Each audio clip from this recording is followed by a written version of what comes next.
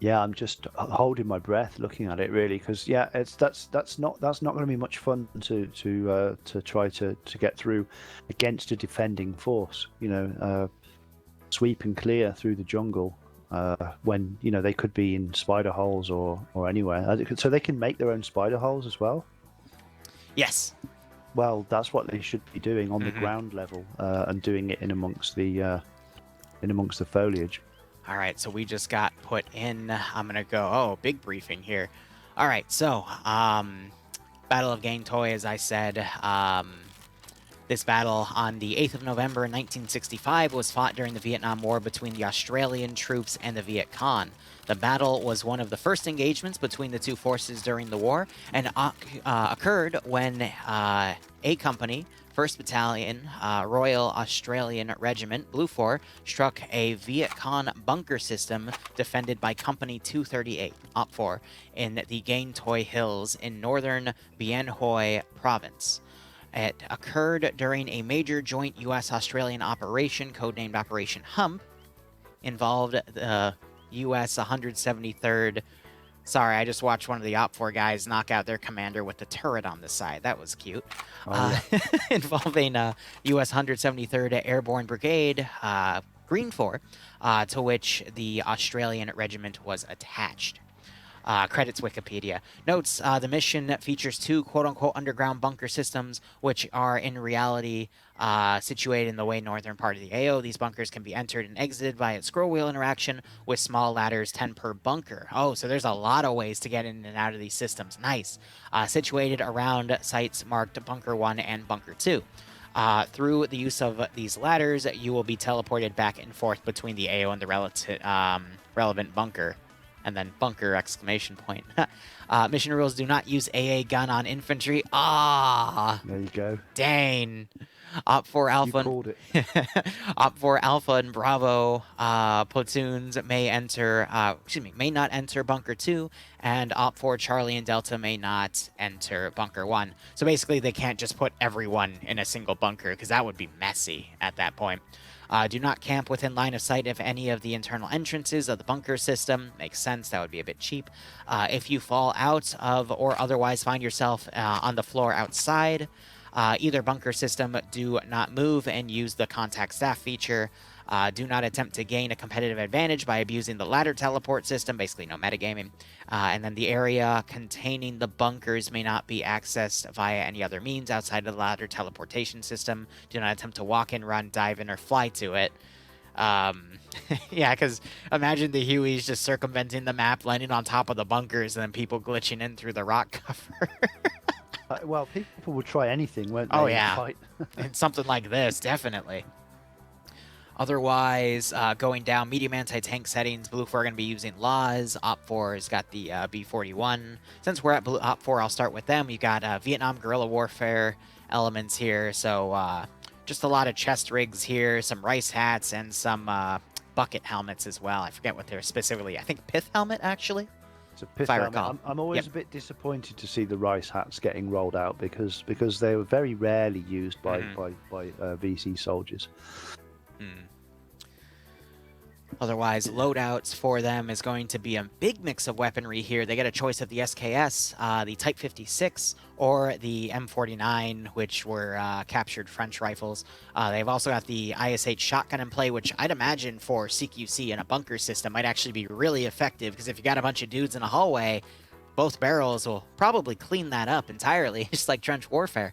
They've got the TT handguns as the secondary. Support weapons is going to be the K50 for the light machine gunners, which that thing just has one hell of a fire rate. That's also one of my favorite guns to fire in this CDLC. And then the PK for the medium machine gunners. Light anti-tank is going to be the B41, and then crew and aviation, I don't think matters because they don't have anyone there, but it's the MAT 49.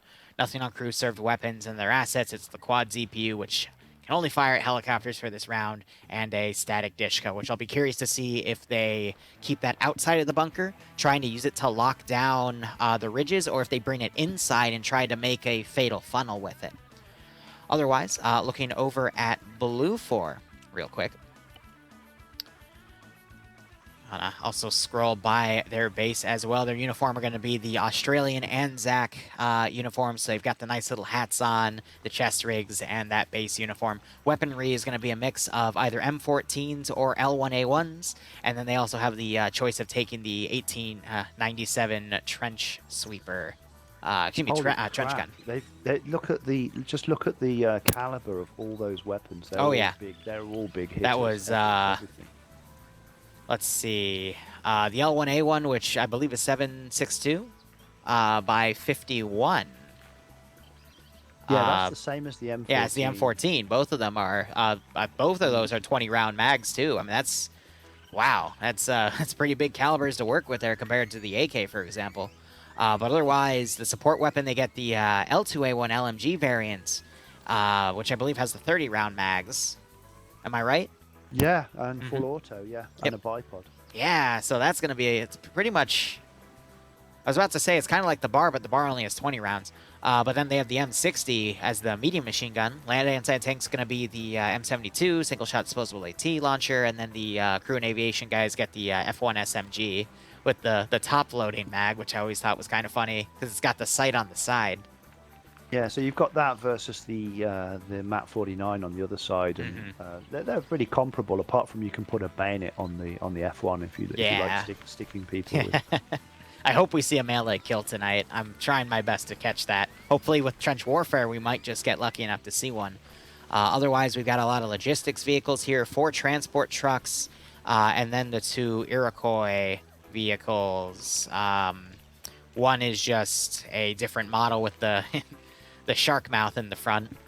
Otherwise, it looks like both sides have the M60s. I'm going to quickly check their ammo count real quick. 500 normally. They're going to be rocking, oh, is that a jet fly overhead? 200 round boxes, 6 mags each, so that's 1,200 rounds. I can't even see the planes, but I can hear them for sure.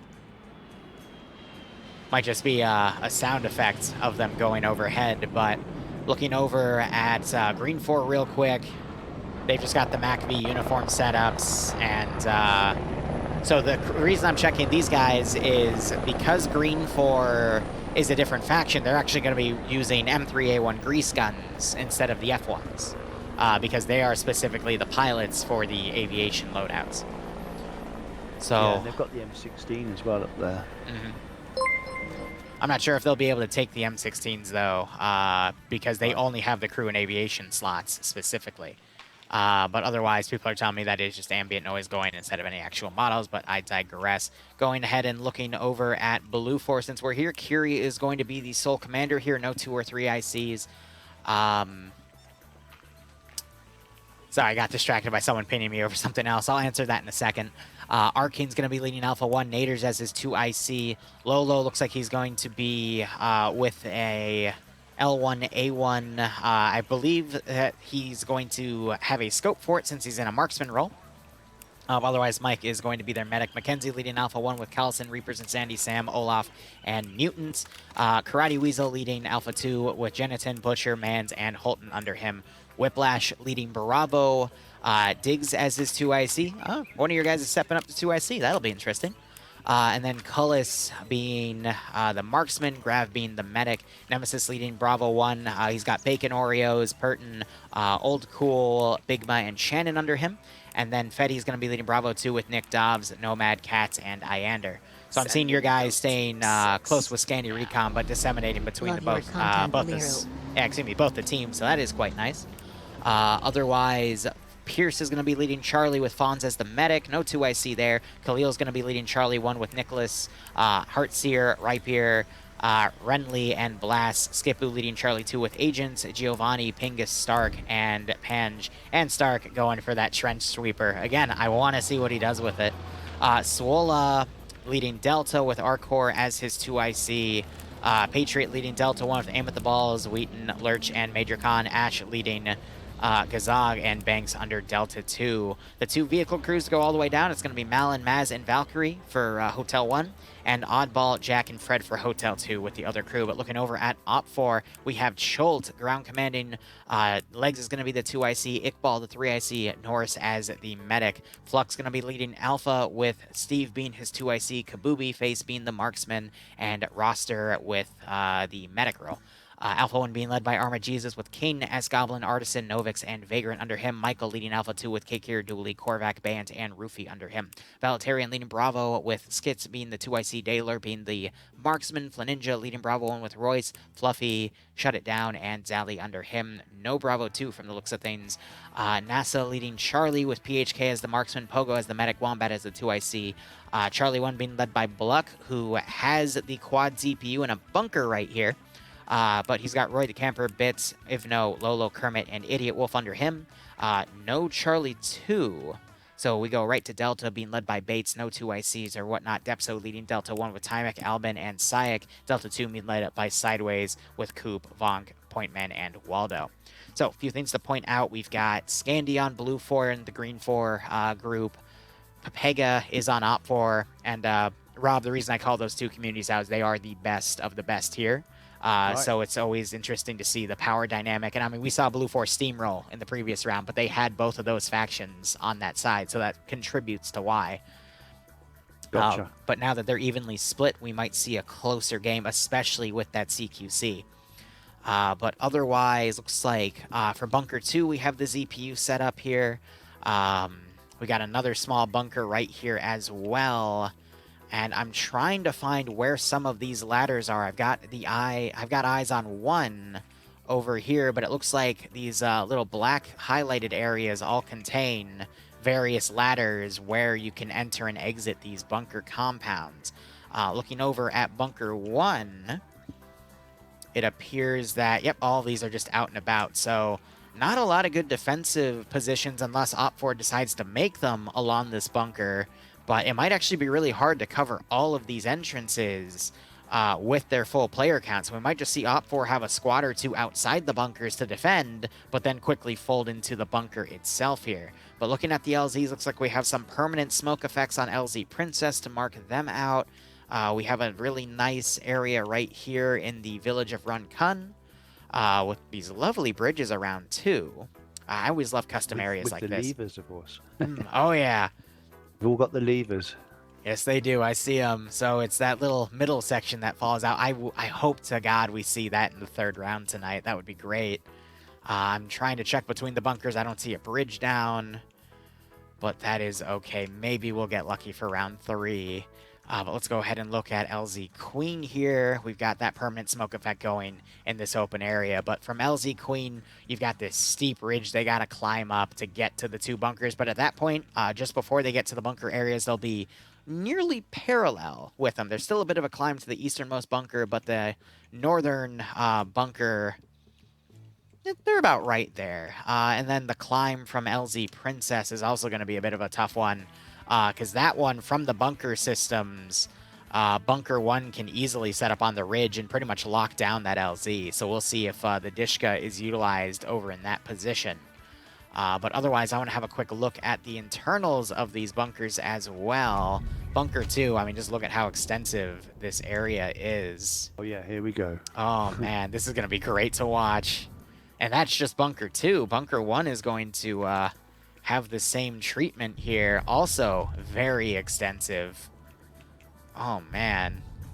Yeah, they're massive. I mean, if you just put the camera inside one of them for a minute, you get a sense of inside the actual tunnel itself. Then people will get a sense of how claustrophobic it is. Oh, yeah. Don't worry, I'll be following the players like this just to show all of that CQC.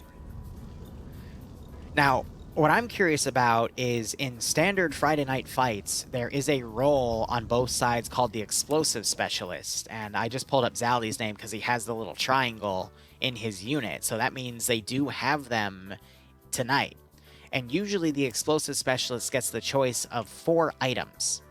They get 3 anti-tank mines, 2 a total of 4 tripwire mines, 2 being flare mines and 2 being HE mines.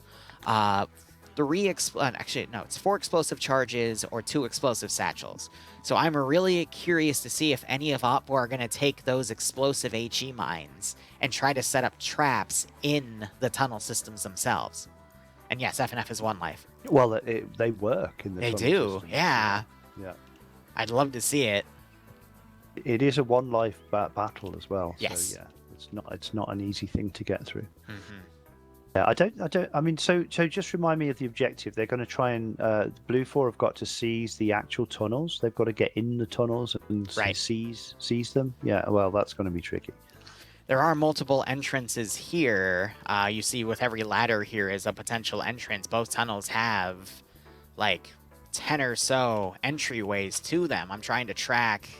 Yeah, so here you see these little openings. Also, I really like what they've done. They took one of the trench textures to make a railed exit for the openings of the tunnels, which you can connect to other areas. I might actually steal that idea. That's a great one, because usually I use rocks, but it blends in quite well with the tunnel itself. So Gotcha. What happens when you get to that? You get an action to move through somewhere else. I don't think so. It's just those dead ends of the ends of the texture, because they've used see how, like, if we go to the center, I think they've linked like 2 or 3 different tunnel textures here.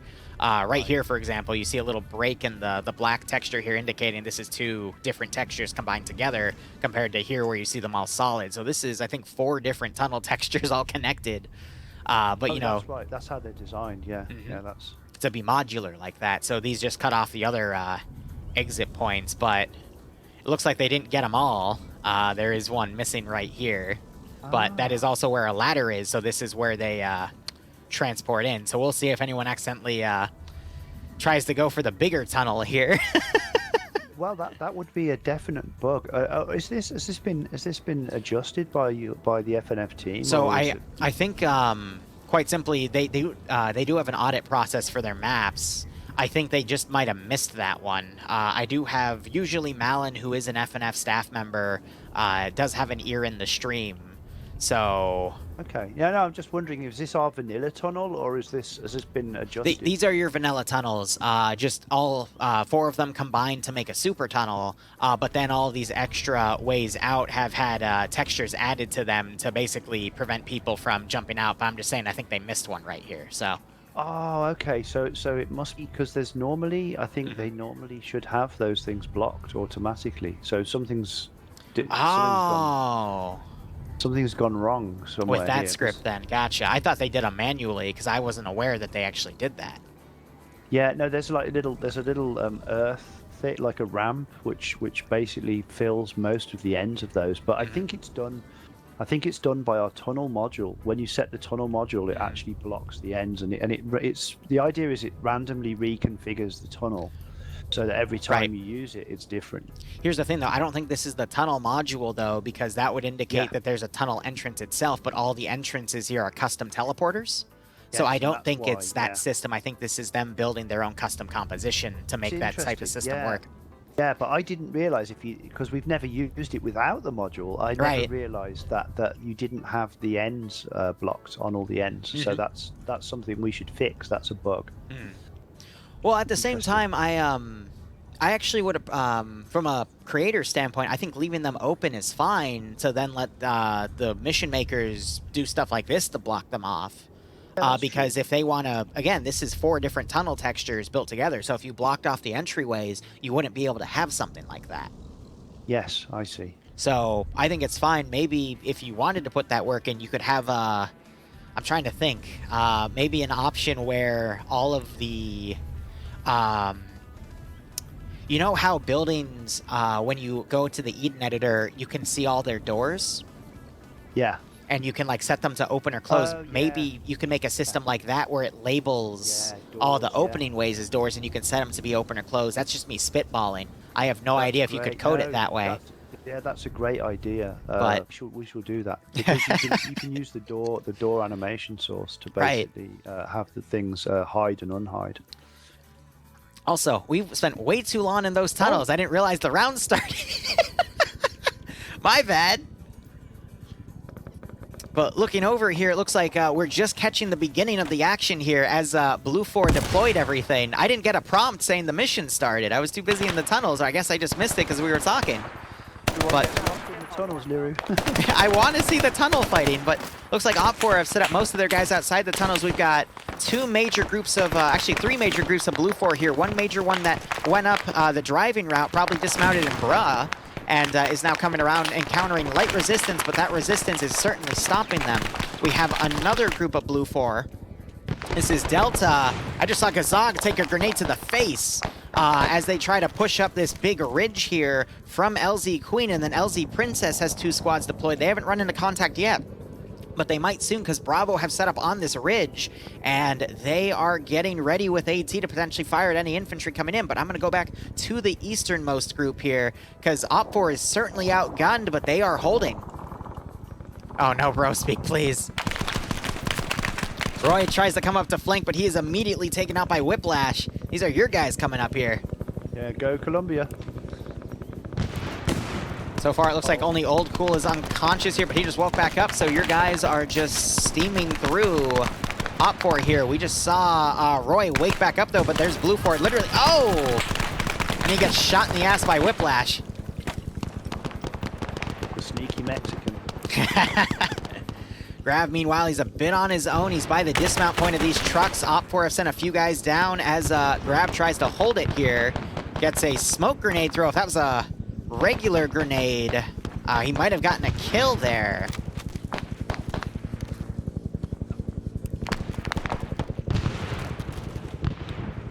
But otherwise, we have Blue 4 just steamrolling around. They're also coming around the northern side here. But Op4, they tried their best to hold this area. Diggs just got knocked unconscious again, though. And I thought I heard a helicopter going down, but no, it's just because it's flying off. I forget the exact term. It's the something effect, where if it flies away from you, it sounds like it's going down, but in reality, it's just because it's getting farther away from you. Wow, grenade just went off in front of Old Cool's face and did nothing. He's in amongst the buttress on that tree. Right. The Doppler effect. Thanks, guys. This is why it's fun to stream. If I don't know what something is, I can just ask chat, and 4 or 5 people will come up and immediately know what it is. I'm immediately thinking we need to redo the texture on that shovel, the Australian, because it stands out like a sore thumb. It's bright white, distance log. Yeah. See, and this is why it's fun to have you here, because you get to see your mod in action, and you get to see it from a playtest point of view. And see what needs to be changed and whatnot. I love that. Never get to switch off when you make a game. You're always looking for things. Constantly evolving it, yeah. Yeah. I'm loving that I'm seeing the grenade use back and forth here. It takes some skill to use grenades well on slopes as well. Oh, yeah. Well, I went right up to Kermit. He gets his head blown off. Poor Kermit. We asked the SOG guys which grenades they preferred, and they always said the M61 because it's more of like a rugby ball shape, you know. The round baseball M67s will just roll back up. Right.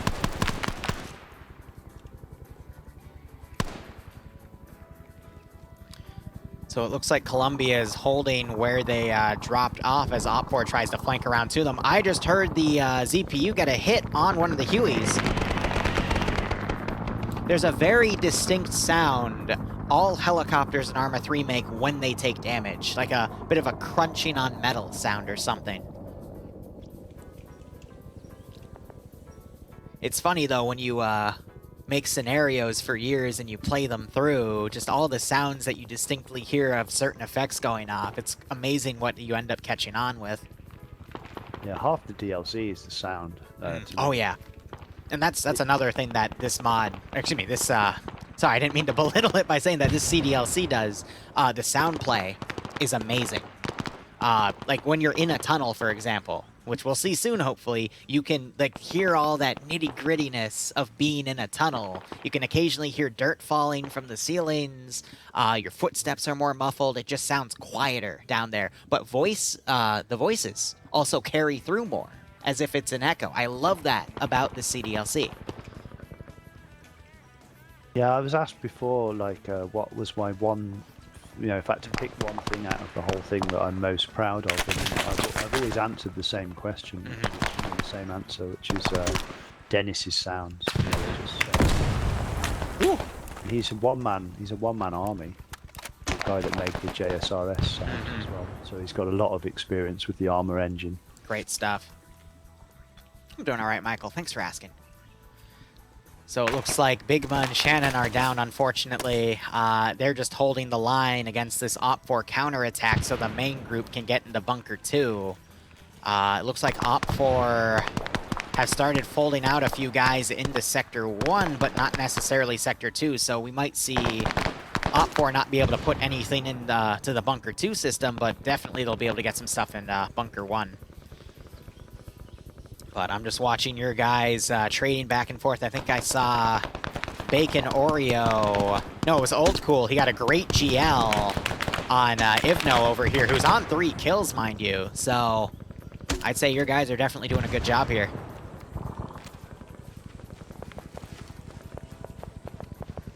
Yeah, well, that's Old Cool sees Caleb. He was with us at the range with Mac v Sog firing the Garand, and he certainly fired his fair share of the ammo. Nice. These guys are bunching up a little. Yeah, gotta be careful because we're seeing GLs and grenades being thrown around. But you see what I was saying about it being quite a dense jungle, this area. Oh, yeah. One of the most, because we couldn't put dense jungle on the whole map, otherwise you'd have really, really bad FPS. But we made some areas really dense, and this is like the most dense area on the map. It's nice. With all the cover, though, that the trees provide, explosives going off, because there's so many trees around, it's going to really mess with those physics of the explosives. You know, shrapnel getting caught up in the... Oh, ho, ho! Oh, you'll see that in a second. Yeah. Yeah, it doesn't... It helps stop fragmentation, but if the explosion happens to be on you, it's not going to help you there, Chief. All right, I'm going to cut away. We're going to look at Blue 4's main assault on the surface of the Bunker 2 complex here. Just to answer Mutton Chop's question, yeah, the rules at the beginning of the game are that you can't camp the entrances at either in or out of the tunnels. Yeah, it's quite bright. See what I'm saying about that shovel? Yeah, very bright. I was highlighting it because of what you said, but yeah, no, I completely agree. You can really spot that thing from a mile away, all the way up here. Jeez. That's what happens when you use a Bohemia model for your whereas the one that's on the back of that one there is nicely done. So it's an Arma 2 model, I think, actually, not just from Blade Bohemia. It's a very old model. We were just being cheap, and I think we shouldn't have been. Yeah, right. It doesn't look good. Oh, that CPU just got multiple hits on the Huey, at least 5 or 6, but she's still kicking. You can use the shovel as a melee, but not the one that's on the rucksack. That's just stuck there. Yeah, as part of the texture. All right, so Blue 4 have gotten a lot of stuff done here. It looks like the previous fight where your guys were, it's turning a little bit as Op4 starting to encircle them. And it's like a last stand. It's yeah. They're stuck in the depression there as well. They're certainly trying, but cut off from the rest of the group. They're not having a good time here. Who's the team against them? Because they seem quite experienced. That they've split into 2 and they're forking them. So it's PHK, NASA. These guys are from another large network of communities called OFCRA. They are guys that right now they're doing 150 player ops on Thursdays that are PvP. I would love to potentially get them on to... Sorry, I wanted to watch PHK come up and clean up the rest of those Blue 4 players there, but I'll... if you want, I can see about potentially doing some SOG Prairie Fire stuff there as well. Cool. It's the same time of day as right now, but on Thursday instead of Friday. Yeah, but now Blue 4 had their own guys loop around with Bravo, and now they're starting to encircle Op4 as they close the gap here. And now you see them getting torn apart in the same way most of RC Columbia did, unfortunately.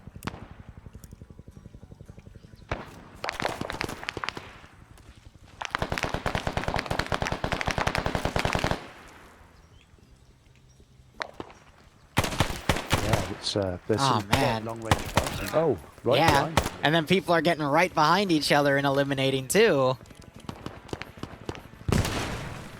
Just goes to show the extent of the fighting that's going on when you have, as you said, the thickest part of the jungle here. But it looks like Blue 4 are going to start entering. All right, here we go. Lolo on point here. Not going to be able to use the third-person camera to cover this, but you got people starting to come in to these bunker complexes here. And then Sector 1 also has all of Op4 full into that bunker. I might watch Bunker 1's fight more than Bunker 2, because Bunker 2 only has a handful of defenders in the sector itself. And I'm also noticing some of the areas of the bunker don't actually fill into the sector itself. So if Lolo gets one more guy in the Sector 2 area, they'll actually start capturing the sector, but it looks like some of Op4 is coming back to the sector itself, so that might be a little bit of an oversight on the FNF staff. I was hoping it would encompass the entire bunker area, but I guess we'll have to see. Lolo, I've just also noticed, he's actually run pretty deep into this area. Looks like he's coming back up, though, but I'd imagine this size of a complex, it's going to be very easy to get lost. Yeah, this could turn into a bit of a shit show of guys all running about and not able to find each other. Right. If you've got like an even number of dudes in the zone, then they're just gonna sit there and not find each other. Doesn't have the collapsing wall of death like you have in Battle Royale. PUBG.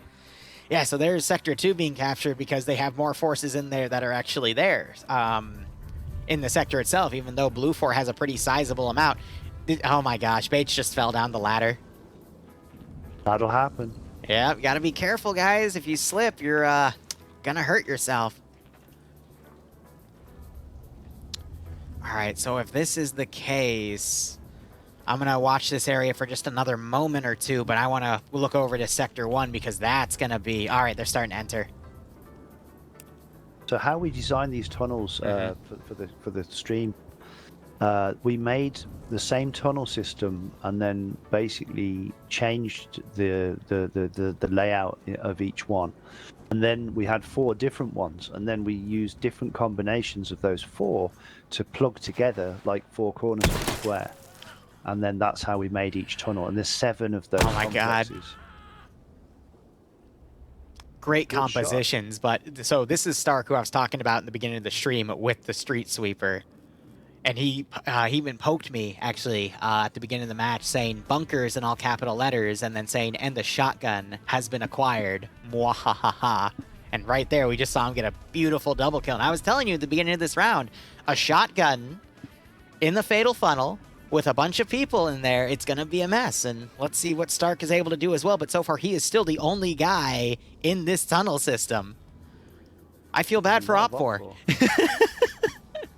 Because they're all in there with him. I'm going to step out for a minute and get a beer while this is going on. Oh, hell yeah, man. I shall be back. See you in a second. All right, there's Sector 2 being captured there. More people just fell down the ladder. You have 3 people unconscious here now. What the... What happened?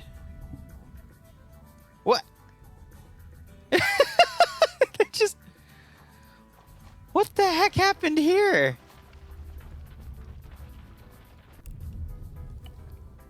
Oh, man, but... All right, Stark missed that shot on Roofy. I'm gonna be honest though, this is probably one of the most fun streams I've had in quite a while. To be perfectly honest, it's great to be here with someone like Rob, who he is a project lead for one of the CDLCs here. I've met project leads for mods. I've got good ties with the 3CB devs, for example. Oh. We got some tripwire flare mines going off too now. But this is just such a blast, in my opinion. Like, I'm genuinely smiling in ear to ear here. It's great. But now, all of Stark's buddies have come in here. You're getting a sense for how claustrophobic these tunnels are.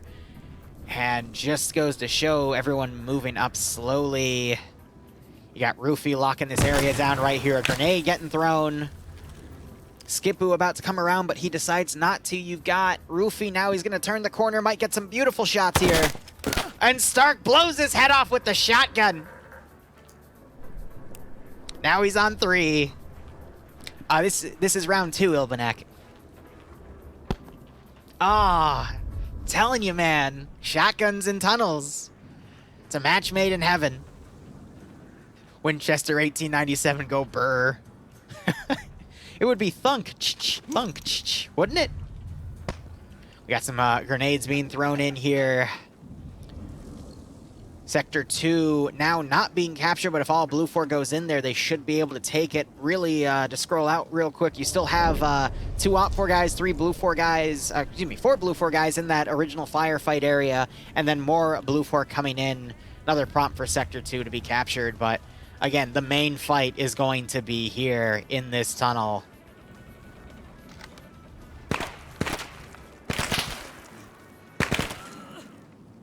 You just heard someone else get taken out. That's right here. Oh, is that Stark going down? And there's another one. So you got Royce watching this left side. Oh, that's a grenade.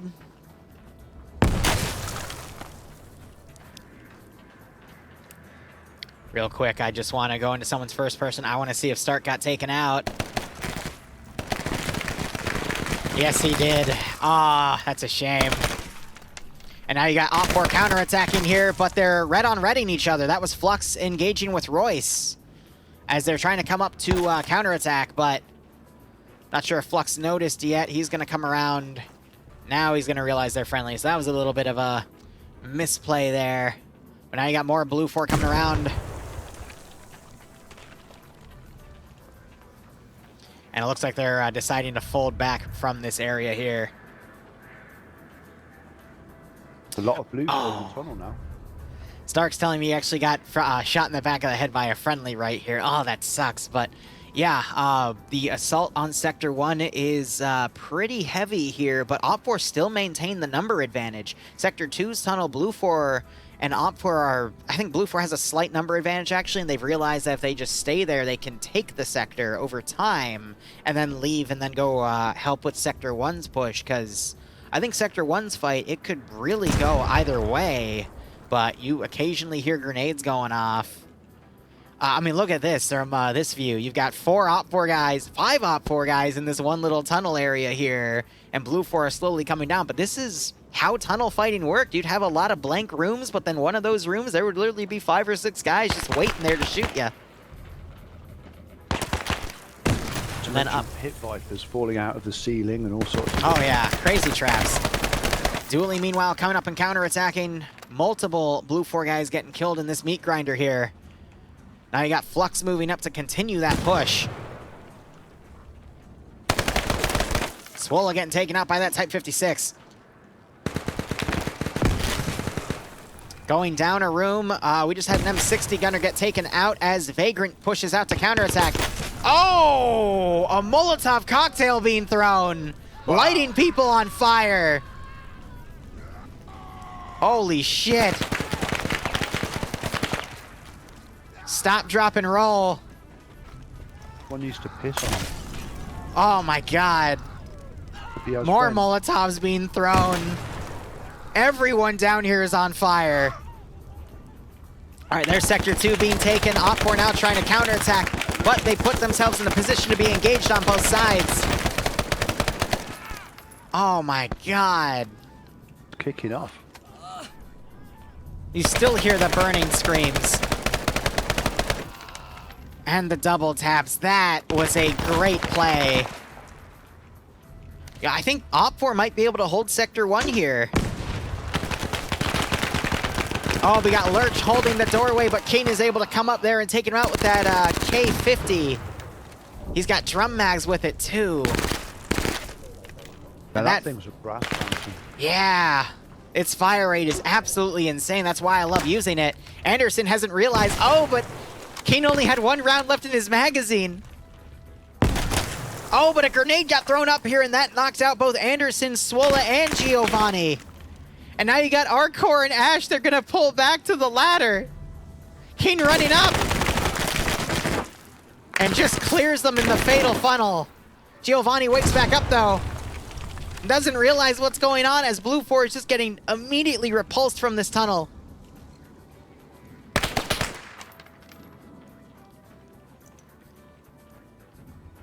Smoke grenade being thrown. Yeah. Blue 4, they came in here with a massive number, but they're immediately being counterattacked. I think Giovanni just accidentally shot Swola, and he quickly teleports out. Oh.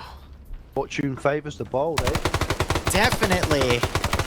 Up 4, as soon as they started doing those counterattacks, quickly turned the tide here. King is now trying to sweep this tunnel for anything that is still alive. And I think Op 4 might have just sealed the deal on the victory here. Just looking at the sheer amount of guys still in this tunnel, you do have a few Blue 4 guys still in here. Op 4, they've, at the other tunnel, still have a few guys, so does Blue 4, but outside of the tunnels, Blue 4 only has a handful of guys here. We might see the helicopters land and the pilots get in here because Blue 4 is just running out of numbers. Dooley just got a great double kill and is trying to melee. Gazag actually gets the melee hit on Gazag as Gazag hits him with the M60. Oh, we got a melee, Eggbeast. We got a melee. Yeah, we did. I saw it. I feel like a kid in a fucking candy store. Both wake up at the same time. Dooley whips around first and gets him. So Dooley was able to get all 3 of these guys. That was great. And that is that bunkers complex completely secured again for Op 4. Oh, that was a rush. So I guess the question is, how is Blue 4 going to attack again? I don't think they can. They don't have the manpower. We see some of Op 4 picking up Blue 4 weapons. That was quite common. Actually, only in some instances. I know there's stories that they wouldn't take M16s because of how often they jam compared to Type 56s, but here I'm specifically talking about, we have Cake here, and someone else just picked up 2 M60s, and I think an M60 with those 100-round mags for a CQC tunnel would be great. It was King that took the other one. Well, the thing about the K50 is you have a higher dexterity value when you've got that weapon, so you can move and turn a lot faster than the dude with the M60. Right. But it looks like Kane took the M60 in favor of that, because I think I see his K50 on the floor here. Yeah, and look how many drums they had. I didn't realize it, you know, that's a lot of weight. A lot of ammo there to work with.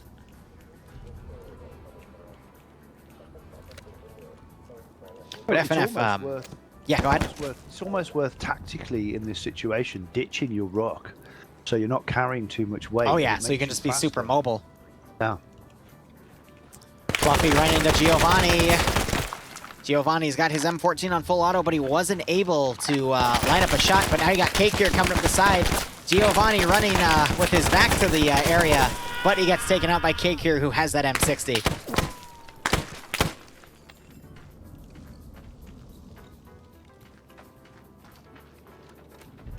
Carrying a law, which you don't really need. Oh yeah, you can drop that at the tunnel entryway. You're not going to need that, and even if you do bring it down, they are running Ace, so you're going to backblast people. Or yourself, because of how tight these tunnels are. Somebody's fired one, look, because there's one on the floor. Yeah, there's a spent one. I just heard one get launched, so someone was trying.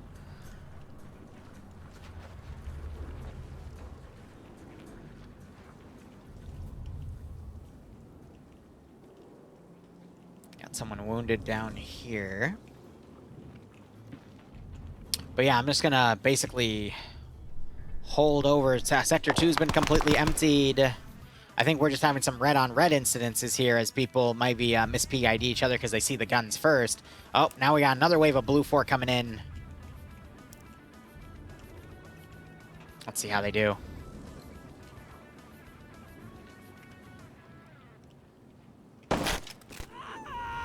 They just got one with that trench sweeper shotgun there. Gonna watch from Holton's POV here. Of course, you can slam fire this weapon. You just hold the trigger down and Right. it'll empty all 6 rounds. Just don't pull that buckshot on. Wow, Artisan tanked 2 of those. And then the M60 gets him.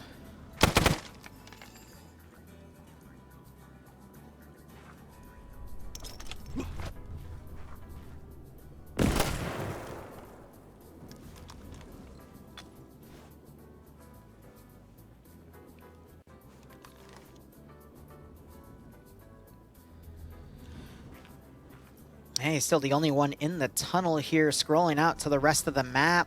We still have only a handful of Blue 4 and Op 4 guys around Bunker 2, and then the full crews of the UH-60s, which are eventually going to land. But I think at this point it's going to play out to time, unless we see the pilots make the call to land and the crew get out.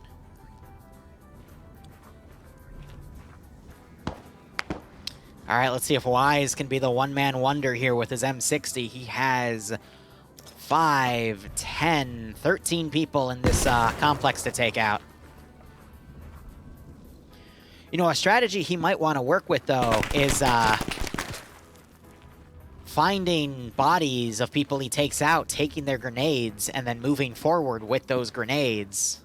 Yeah, that would work. That's Yeah, so we can constantly have the ability to clear out corners and whatnot, so we can be incredibly cautious. Oh, but King comes up with his own M60 and takes him out. Well, at least King can resupply now, and then behind him, Dooley also has an M60, so there's at least 4 VC members around here with M60s to hold this tunnel. That is a nightmare when you think about it. Yeah, I mean, but you haven't got much room to maneuver, and if you have like the rate of fire on an M60, you know, between 600 and 800 RPM, because the hotter it gets, the faster it cycles. Right. So I'm trying to go back to where there's other players here, because there were 4 Blue 4 guys out here. Now there's a Green 4 dude that's landed as well. I think they're getting confused on which sector to go to, because Bunker 2's already been cleared out. It's Bunker 1 that needs to be taken. But it looks like it's because there's some Op 4 guys here. Bates is actually firing at a Huey, but he is on 4 kills, so we might have actually eliminated 3 of the 4 Blue 4 guys that were out here. Because I don't see them in helicopters. Doing a quick skull count. Yeah, so Curie is the only Blue 4 player still alive. He's got both of his crews down, so it's like 7 versus at least 14 or 15 players right now. So I think Op4 is going to be able to hold. Yeah, I mean, you figure that would be the case. Just, you know, anyone trying to take these bunker complexes, you're going to need a 3-to-1. Oh yeah. You know, numerical advantage really. To start with. I would say the fight, though, for the first bunker was definitely 1-to-1, but after Op4 decided to counterattack, they just completely took Blue 4 by surprise there, and were able to just completely wipe them out. But I do enjoy that Bates is trying to get into angles where he can shoot at the helicopter because the ZPU was destroyed. Yeah. So now he's Bates is trying to use his PKP here, firing at the helicopters, but the gunners are still on them, so they're engaging where they can, and now you've got the other Huey starting to land. We do have Korvac nearby, though, and he does have AT. I'm surprised he's not trying to run over to that helicopter, though, but one of the members of the crew was just knocked unconscious, as we do have another Op4 player in the vicinity. This is G-Legs, and he's actually picked up an L1A1. And he's trying to run down to find another angle here. So he's getting shots on Valkyrie, who had 2 kills, by the way. So he was probably the gunner for the Huey. Got him. But he is now knocked out, and we have G-Legs and Korvac pushing that position. But it looks like Bates was taken out, either by Fred. Actually, Fred and might have been Curie, but it also might have been the helicopter that's still up in the air. Wow, grenades being thrown and landing really close to G-Legs. You actually see him taking a few wounds there on his appendages. And then King has actually left one of the bunkers here, and he's gonna run right in. He doesn't even know what's going on, and he gets taken out as he tries to leave as Maz guns him down with the grease gun. Very controllable weapon. Yep, and now Maz is taking fire from down slope. That is G-Legs trying to take him out with that stolen L1A1. AT fired up at the Huey, but it's a miss. And now they're firing down at, who is this member of Delta 1 here? Depso. Oh, and Maz just got taken out by G-Legs L1A1 there. Green 4 down to 5 players, I believe. No, 4 actually. Another rocket coming close, but doesn't manage to hit that Huey. As it lands, but you've got Korvac loading the Huey rocket here, and there it is. Ba-boom. And that is Jackson knocked unconscious, and we are down to 2 Green 4 guys still up. There's the 15-minute warning called, grenades being thrown around. That one goes way over, though. Lands in a tree, actually. Oh, man, and now you've got Flux coming out with an L1A1. Cake here coming up with the M60, double tapping dudes. Jack has woken back up. Depso has decided to steal the other Huey that's landed. Because of course they do. Jack trying to kill, actually gets the kill on Cake here right there. Is Depso gonna run up and kill the pilot? No, he doesn't. He's caught in a reload as 2 members of the VC are above him. He gets one. Gets the other. Oh, this is epic. Jack, the only one still up here. Not seen him. He doesn't know he's there. He hasn't heard him. And Depso is still right here. Might run into him now. No, he doesn't. Double taps and screaming. Depso now might look over to the left and see him. I think he just did. Shit. Oh, no, he doesn't. He pulls back instead. I think Jack blended in with the Huey wreck. As G-Legs is now flying around in that helicopter, I guess, for the hell of it.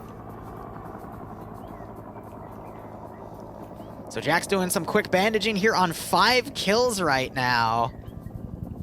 Will he become the one-man wonder? As Savi says, will he channel his inner Audrey Hotto and be successful? But I don't think so, because Depso just found him. Shit. Ooh. So we have a running joke in FNF. There was a player by the name of Audrey Hotto who maintains the kill record in Friday Night Fights. It was a 3-way fight for a single sector. Audrey Hotto's entire team got wiped. Depso gets the double tap. Last kill there. Op4 wins via kills. And we still finished with 14 minutes to spare. But I digress. He was able to one-man army win the fight after the entirety of the rest of his team got wiped because they were the first of the 3 to basically get killed out. And then he fought both other teams and managed to rack up about 23 confirmed kills.